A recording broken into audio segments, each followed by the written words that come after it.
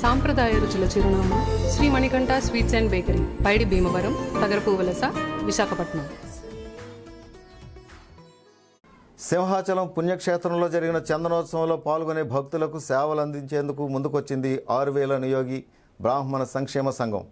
మానవ సేవే మాధవ సేవ అనే నినాదాన్ని ఆచరణలో చూపిస్తూ వేలాది మంది భక్తులకు అన్నపానీయాలు అందిస్తూ సేవా స్ఫూర్తిని చాటుకుంటోంది.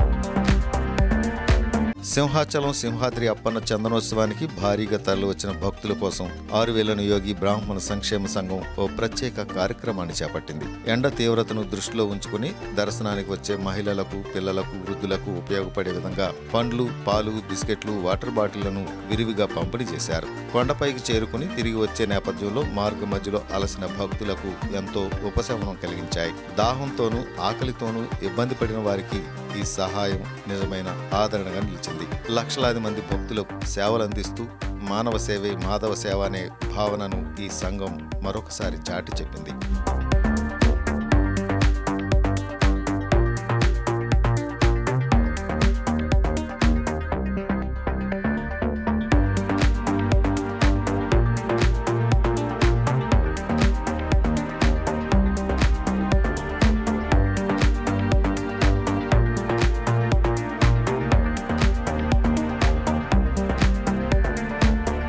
గత 2 దశాబ్దాలుగా మా విశాఖ 6000 నియోగ సంక్షేమ సంఘం వారు ఈ సేవా కార్యక్రమం చేస్తున్నాం. మాకు చాలామంది కార్యకర్తలు ఉన్నారు. మేము పోయినసారి పుచ్చకాయలు అవి పెట్టాము, కానీ ఈసారి ఏం చేసామంటే సింపుల్గా మంచినీళ్ళు, అరటిపళ్ళు, బిస్కెట్లు భక్తులకు ఇచ్చాము. భక్తులు తిని చాలా సంతోషపడుతున్నారు. వాళ్ళ సంతోషమే మా సంతోషం కూడాను. దైవ సేవ అంటే మానవ సేవ మాధవ సేవ అన్నది మా ఉద్దేశం. మేము చాలా ఆపేక్ష ఏం లేదు, స్వలాపేక్ష ఏం లేదు.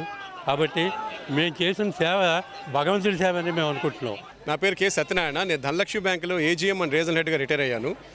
ఈ రోజున శ్రీ వరహాలక్ష్మి నృసింహస్వామి వారి చందనోత్సవం శుభ సందర్భంగా విశాఖ 6000 నియోగ బ్రాహ్మణ సంక్షేమ సంఘం వాళ్ళు కొన్ని వేల మందికి ఉచితంగా నీరు, అదేవిధంగా పలహారాలు అంటే బిస్కెట్లు కానీ, అరటిపళ్ళు కానీ, పుచ్చకాయ ముక్కలు కానీ ఇలాగ అన్ని రకాల పదార్థాలని ఈరోజు వారికి అందించి భక్తుల సేవ అంటే మానవ సేవే మాధవ సేవ అనే దాన్ని ఈరోజు ప్రాక్టికల్గా ఇక్కడ చూస్తున్నాం.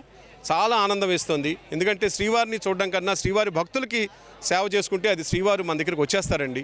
అక్కడ తోసుకుని వెళ్ళి చూసుకోవడం అది మంచిదే. కానీ దానికన్నా ముఖ్యంగా ఎవరైతే వెళ్తున్నారో ఈ ఎండలో వెళ్ళే భక్తులకి ఈరోజు దాహార్తిని అదేవిధంగా ఆకలిని తీర్చే కార్యక్రమం చాలా మహోత్కృష్టమైనది. దీనికి విశాఖ 6000 నియోగ బ్రాహ్మణ సంక్షేమ సంఘం సభ్యులందరం కూడా దీని అందరికీ సహాయ సహకారాలు అందించి కొన్ని వేల మంది భక్తులకి, పసిపిల్లలతో వచ్చిన వృద్ధులు, మహిళలు, పెద్దవాళ్ళు అందరికీ కూడా వాళ్ళకి సహాయం చేస్తుంటే వాళ్ళ మొహంలో కనపడే ఆనందం అది ఎంతో మాకు అందరికీ కూడా చాలా చాలా హ్యాపీనెస్ ఇస్తుంది. ఇది కొన్ని సంవత్సరాల నుంచి జరుగుతుంది. నీవు నాటిన చిన్న మొలకయే, నీవు నాటిన చిన్న మొలకయే, నీడను సంగును ఒకనాడు రెక్కల కష్టం చేసేవారు ఎక్కడను నా ఒకటే సుమా, ఎక్కడను నా ఒకటే సుమా, లేదు సుమా, లేదు సుమా, అపజయమన్నది లేదు సుమా, తోడు నీడ లేరని నీవు మానవ యత్నం మానకుమా, అపజయమన్నది లేదు సుమా. ఎంతమంది ఉన్నా ఎంతమంది వచ్చినా ఈ ప్రత్యేకంగా కుర్చీలు ఉంటూనే ఉంటాయి. సేవ చేసే వాళ్ళకి ఎన్నో అవకాశాలు ఇస్తూ మా భాగ్యాన్ని మాకందరికీ ఒళ్ళో పడేసిన పెద్దలందరికీ మీ అందరికీ కృతజ్ఞతలు ఆవిష్కరించుకుంటూ ధన్యవాదాలు. నమస్కారం అండి. నా పేరు లక్ష్మి అండి. నేను రిటైర్డ్ గవర్నమెంట్ టీచరు. నేను రిటైర్ అయిన తర్వాత ఖాళీగా ఉండడం ఎందుకని ఈ అసోసియేషన్లో జాయిన్ అయ్యాను, 6000 నియోగుల సంఘంలో. ఇందులో జాయిన్ చేసిన కన్నబాబు గారు అన్న ఆయన లేరు, ప్రస్తుతం పరమపదించారు. కానీ ఆయన జాయిన్ చేయడం నా అదృష్టంగా భావిస్తూ ప్రతి సంవత్సరం చందనోత్సవానికి ప్రతి ప్రోగ్రాంకి వస్తూ ఉంటాము. దేవుణ్ణి చూడడం అంతమంది చేస్తారు, కొన్ని వేల మంది, కొన్ని లక్షల మంది. కానీ మేము ఇందులో ఉండడం, ఈ సర్వీస్ చేద్దామనే ఉద్దేశంతో ఈ స్టాల్ పెట్టి మా సంఘం వారందరూ మమ్మల్ని పిలిపించి వీరందరికీ ఏదో మాకు చేతనైన సహాయం, వాళ్ళకి దాహం తీర్చడం అని బిస్కెట్ ప్యాకెట్స్ అని ఇవన్నీ ఇస్తున్నాం. ఇది నా పూర్వజన్మ సుకృతంగా భావిస్తున్నాను. ఈ అసోసియేషన్లో ఉండడం, ఇలా సర్వీస్ చేయడం, ఇంట్లో ఉంటే ఇంత ఆనందం కానీ ఇంత సంతోషం కానీ మాకు రాదు.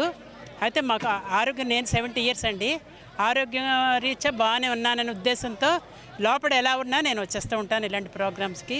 నాకు చేతనైన సహాయం నేను చేస్తూ ఉంటాను.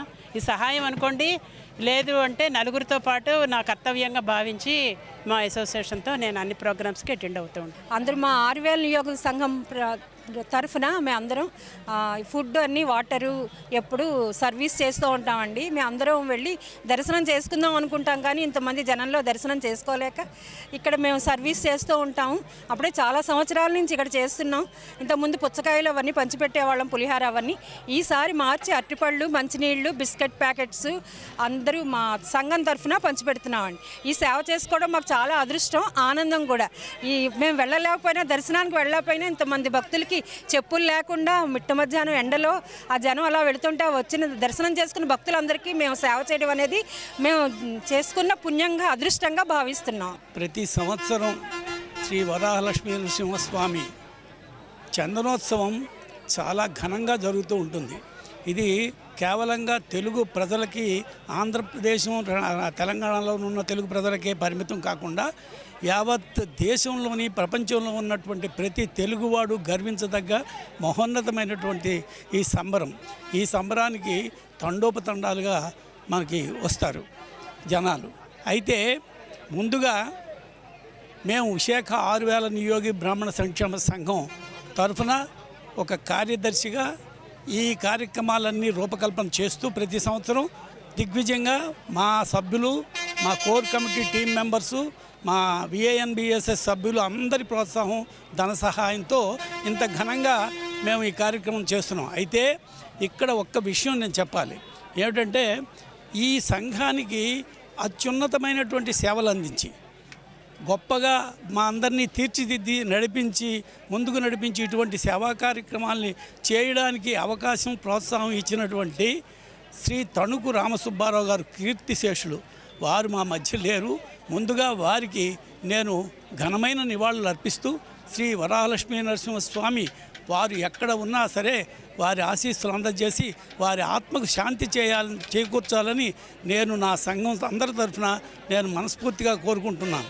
ఈ సంవత్సరం ఏంటంటే ప్రతి సంవత్సరం పుచ్చకాయలు అవి పెట్టినా ఈ సంవత్సరం ఏం చేసామంటే చక్కగా అరటిపళ్ళు, వాటర్ బాటిల్, తర్వాత ఒక బిస్కెట్ ప్యాకెట్ ఇస్తే వాళ్ళకి కడుపు నిండా తింటారని, వాళ్ళు తృప్తిగా ఉంటారని మా భావన. మేము చేసే సేవని సాక్ష్యం టీవీ వాళ్ళు, యాజమాన్యంకి మేము కృతజ్ఞతలు తెలియజేస్తున్నాం. ఏం చేద్దంటే సాక్ష్యం టీవీ అంటేనే ఒక ప్రత్యేకమైనటువంటి సామాజిక ఇతివృత్తాలను తీసుకుని సమాజం ముందు ఉంచడంలో సాక్ష్యం టీవీ ముందుంటుంది. అందుకే వారిని ఎప్పుడూ కూడా మేము ధన్యవాదాలు తెలియజేస్తున్నాం. మీ టీవీ ఇలాగే బాహ్య ప్రపంచానికి సమస్యలు తీసుకువెళ్ళి వాటి పరిష్కారానికి కృషి చేస్తున్నందుకు అనేకమైనటువంటి ధన్యవాదాలు. మున్ముందు కూడా మాకు మీరు సహకారం అందించాలి.